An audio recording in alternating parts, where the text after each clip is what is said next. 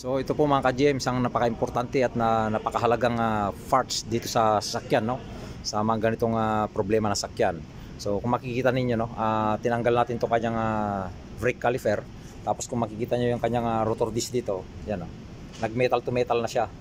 Tapos ang nangyari, nalaglag na yung kanyang brake pad sa kalsada, no? Kasi nga sa sobrang nipis, nalaglag na siya. Tapos itong kanyang piston dito, itong kanyang dalawang piston, lumabas na ito, lumuwa na siya. At tumagas na siya ng brake fluid mga ka-GM. Tapos ito yung isa, naiwan yung isa. Yan, kung makikita nyo itong isang brake pads niya, natuklap na rin. Natanggal na siya, no? Natanggal na dito sa pinaka brake pads niya, sa kinakapitan. So napakahalaga po ito, kaya like and share po yung ating mga videos para marami magkaroon ng idea sa mga ganitong problema na sakyan.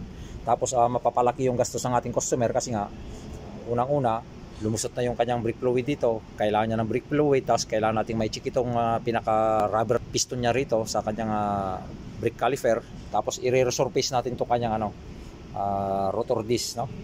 I-resurface natin niya para maging makinis siya, tapos papalitan natin ng brake pads.